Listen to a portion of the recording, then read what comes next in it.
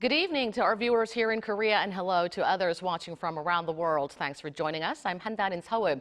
The feud between K-pop giant HYBE and MINHIJin, former CEO of its label subsidiary ADOR, has taken a new turn, now involving one of the company's biggest acts. NewJeans, in an unprecedented move, held a live stream urging HYBE to reinstate MINHIJin as ADOR's CEO, also alleging mistreatment and bullying within HYBE. The group set a September 25th deadline, fueling speculation that they might leave HYBE if their demand is not met. For some insights into the impact of the ongoing strife and what lies ahead, I'm now joined in the studio by Bernie Cho, president of DFSB Collective. It's great to see you. Thank you for coming in today. Oh, it's good to be back and, more importantly, in person. Exactly. So great to see you in person. And joining us from New York is Billboard K-pop columnist Jeff Benjamin. Jeff, welcome to the show. Thanks for having me. All right, let's kick things off with you. So NewJeans surprised fans all across the globe with their recent live streaming. How do you interpret this rare revolt? Yeah, it's such a sensitive and difficult topic, and I want to be respectful to, the sensitivity that involves this situation. But, from my own feeling, you don't do something like this, which is quite rare, just kind of in general, but especially in K-pop, unless you are quite desperate and you're really looking for a way to bind your message to reach someone else. Just from my perspectives as on the international media side, many a times, many artists under HYBE or just K-pop artists in general, they tend to have, many different ways of communicating, whether that's with an international PR rep, different label reps.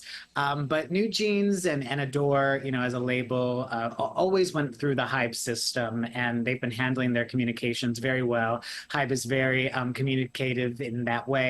But, there's just hasn't been any other ways of reaching NewJeans or the ADOR label in that way, or, even the comments I asked for from HYBE about the live stream went unanswered. So I think there might be just a bit of difficulties in terms of how NewJeans or ADOR, or whether it's MINHIJin, who's spoken about, and I actually recently spoke to her about, she said, the media hasn't been reaching out to me. People aren't fact-checking with me. I think there's been just a difficult means of communications for the artist in this situation.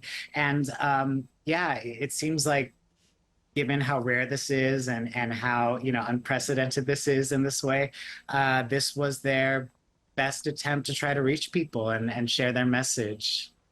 Now, for our viewers who may not be up to date, here's a quick recap of how things unfolded. In May, a Seoul court ruled in favor of MINHIJin, which helped her to continue working as the CEO of ADOR and effectively blocked HYBE from exercising its voting rights on Min's dismissal. But in August, ADOR's board of directors appointed a new CEO, Kim Joo-young, to replace Min after ousting Min's allies from the board during a shareholders meeting. So that's where we stand, where things stand now. And Bernie, so NewJeans issued an ultimatum to HYBE to reinstate MINHIJin until September 25th. That's tomorrow. And the legal community speculates that the specific 2-week deadline set by NewJeans implies their intent to terminate their contract with HYBE. What's your take on this? Well, I tried my best to read everything from fan comments to critics' commentary to legal analysts and also to financial analysts, and it seems like there are very many different interpretations and takes on this particular impromptu live stream from NewJeans. One editorial writer for the Korea Herald, I think, maybe aptly described the look and feel and vibe of that particular live stream. That particular editorial writer said it felt like watching a hostage video, and that in this case, NewJeans feeling like hostages, they were the ones actually making the demands.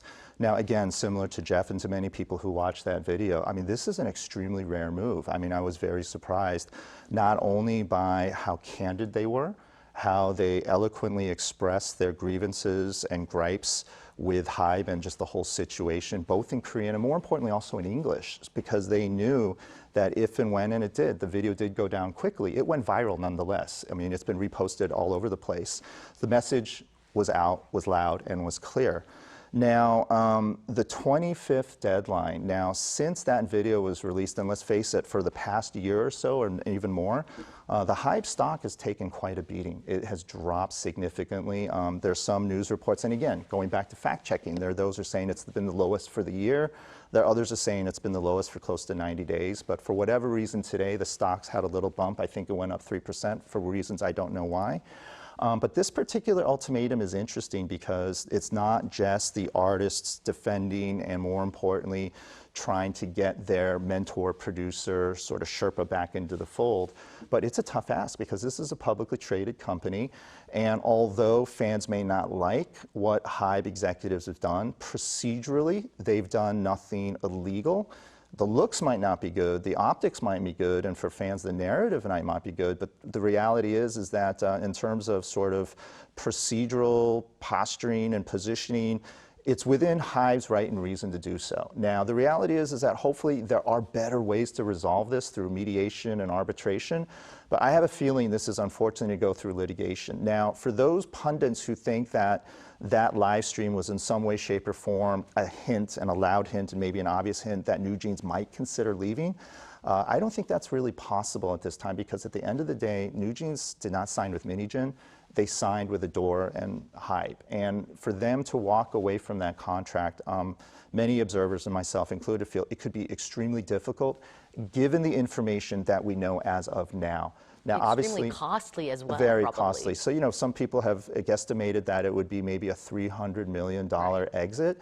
That number is not unrealistic given the fact that they generated over $100 million in revenues and are responsible for, you know, a significant portion of HYBE. So that's within range and reason, unfortunately, for a hot band's valuation. Now, tomorrow's the big D-Day, and we'll see if there's any resolution. But again, and again, these are HYBE's executives' own words. They're trying to do everything, quote unquote, by the book. Now, obviously, the band is thinking about what happens if we rip up the book or maybe throw the book. We don't know, but we have to wait and see until tomorrow. You mentioned that HYBE didn't do anything illegal. And what has been HYBE's response, official response so far? And how do you expect the K-pop giant to act from this point forward? Well, you know, I think a lot of people, unfortunately, may be suffering from fatigue in terms of just how down and dirty this particular battle royale between HYBE versus ADOR has been, because it's not just about press releases and media statements. It's also been about a lot of leaked messages and documents and rumors and speculation and frankly, a few scandals here and there for good measure. So it's honestly, it's left a bad taste in a lot of people's mouths. But that being said, you know, the fans are really, really active and vocal on both sides, both anti and pro. But for me, as much as I want to sort of listen to and read what the fans are saying, I'm actually looking more on how the stock market's responding because I literally, figuratively, they're the adults in the room. And I think that so far their judgment has been very measured. And I think a little bit more precise in terms of what the right way is to go. But that being said, I think right now, this unfortunately has become a case study of what happens when an entertainment media company gets this big and don't cross their T's and don't dot their I's properly when they start a new venture, because a lot of these issues could have been avoided when they set up this company and made sure that the right people got the right shares at the right prices, but things move so quickly that when things went sideways and off the rails, here we are talking about it on the news. Do you expect HYBE to accept the request made by NewJeans? You know, every twist and turn has been unexpected, so for me to even guess as to what they might say or do, it would be frankly reckless of me. But if I were in some way, shape, or form sort of playing fantasy football with this particular situation, let's face it, in the entertainment industry, it is very common to have co-CEOs for many large companies, both overseas and even here in Korea. Kakao has a co-CEO situation. So on one hand, I'm wondering why a co-CEO situation wasn't perhaps maybe explored or looked at. The second thing that I wonder as well is that if for whatever reason MINHIJin's role was to quote unquote be redefined, instead of just making her literally a contract worker for 3 months, why didn't they mediate and work out with her an arrangement that both sides would be happy with? I think one of the reasons why this became another big black eye to the industry was the fact that one side made an announcement that, oh, this is done and we're good, and then the other side said, oh, wait, I didn't have a voice, I didn't have a say, and I didn't make that decision. And so I think that there's ways that they could compromise, but I think there's been so much bad blood that I think it's going to be really hard to recover good faith, goodwill, and unfortunately good relations. Jeff, we're seeing mixed reactions to the surprise live streaming of NewJeans. Fans are showing explosive support, while others say it was imprudent in various aspects. How would the live streaming and direct involvement in HYBE's internal strife impact the future of the 5-member girl group? Yeah, I think Bernie wrapped up so many things beautifully right there for us, because despite how emotional and how taxing this has been, it hasn't really been done maybe in the best of faith with both sides. Many a times people are speaking out, whether it was, the NewJeans, MINHIJin side or the HYBE side about just what the actual news is or what the actual truth is. And it doesn't seem like everyone has been able to, voice their support and be able to share things because neither side has been kind of stepping foot on how they're going to move forward in this way. So the future of NewJeans, I mean, let's look at realistically the numbers and just, how contracts are signed, how, much money, definitely is at play here, just in terms of even the valuation of ADOR. I was reading an article recently that the amount invested in ADOR by HYBE initially for NewJeans' debut, and the amount of money they actually ended up making is significantly higher. And there's a lot more money that has been made as a result, from how well NewJeans and NewJeans' career has been handled. So how would it impact this girl group? It's tricky to say. I hope their career continues on, but I don't think anyone wants to let anyone go, on both sides and wants to continue moving forward. And yeah, just like Bernie said, I really hope that mediation and that kind of trust can be reformed in some sort of way, instead of just a lot of speaking ahead of one another. And I know this is an emotional thing, and I know it's a difficult thing, but I think just in terms of how great the music has been and just how well they've done so far, you really hope that there's a solution that can be reached in some sort of way, despite how kind of nasty this has gotten. I certainly hope so, too. Now, broadening the scope a bit, Bernie, the HYBE-MIN conflict is causing a rift between fandoms of artists under HYBE's roof. Angered BTS fans are strongly opposing the return of Min, and this is just one of the many negative fallout from the HYBE's internal conflict.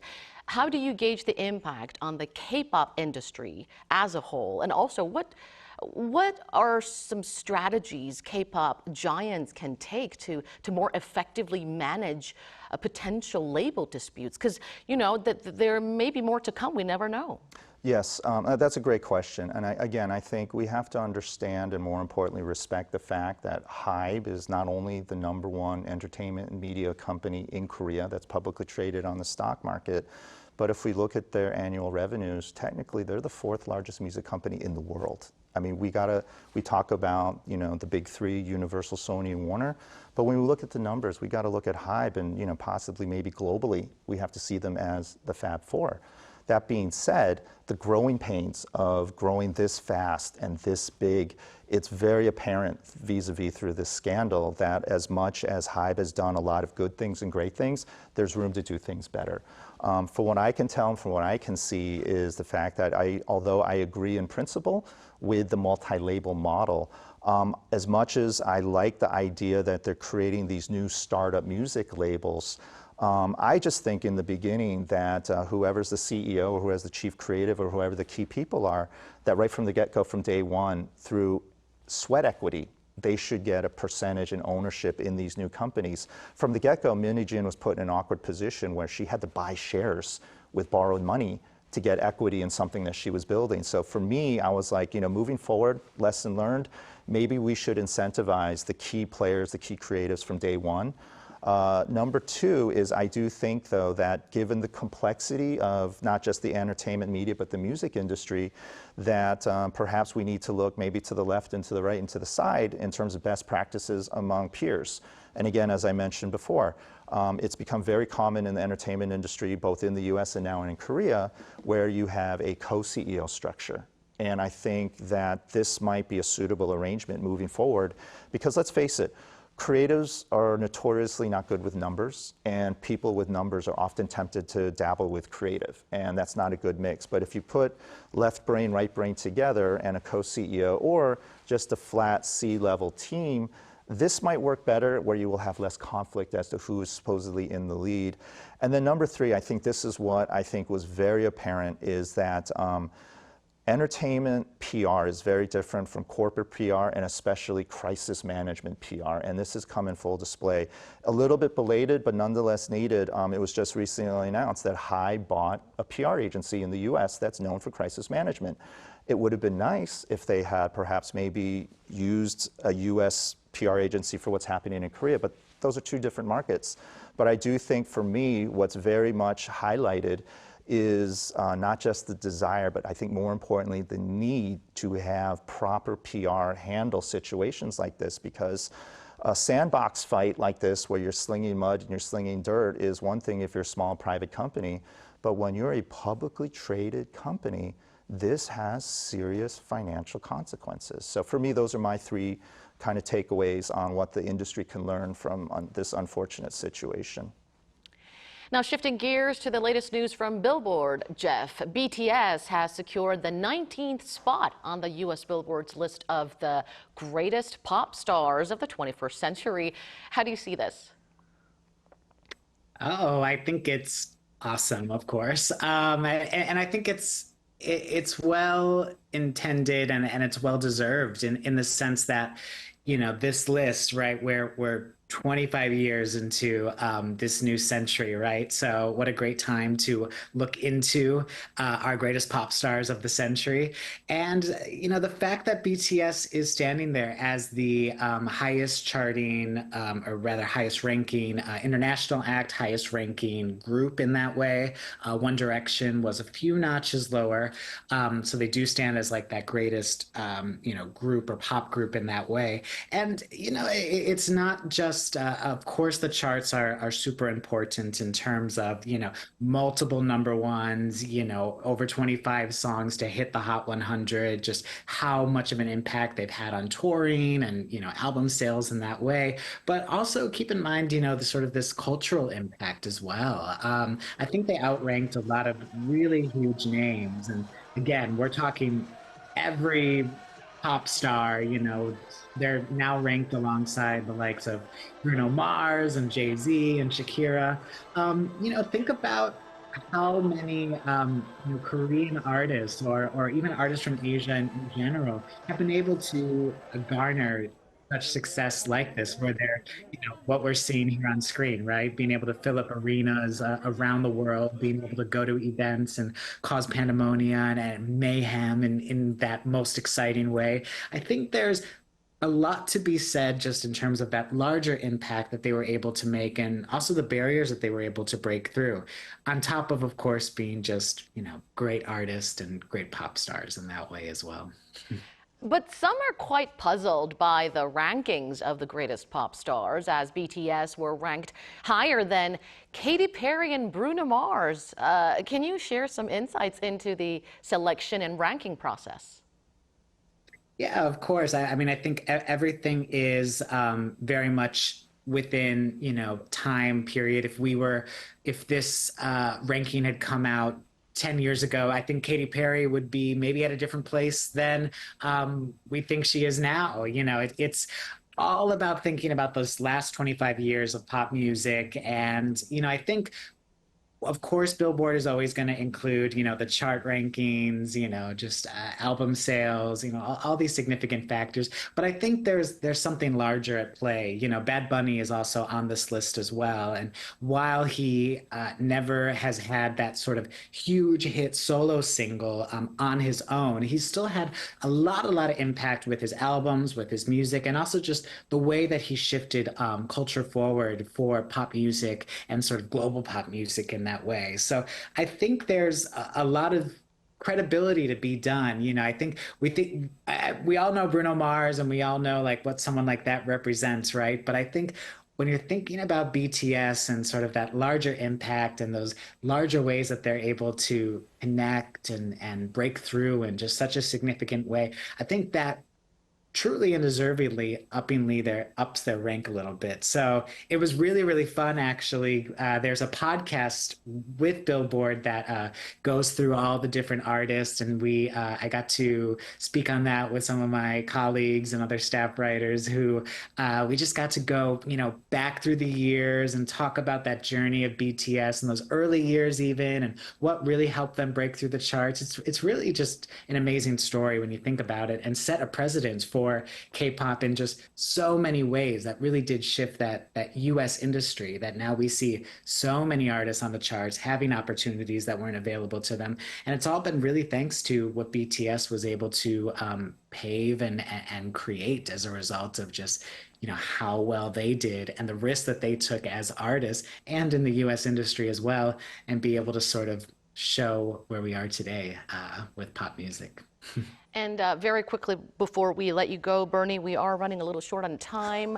Which K-pop star are you looking forward to the most in the remaining months of this year? Okay, well, it's hard to predict 2 months ahead, but what we know so far, the two big releases I'm waiting for is Jennie from Blackpink. Her new solo effort is going to be, as the kids like to say, fire.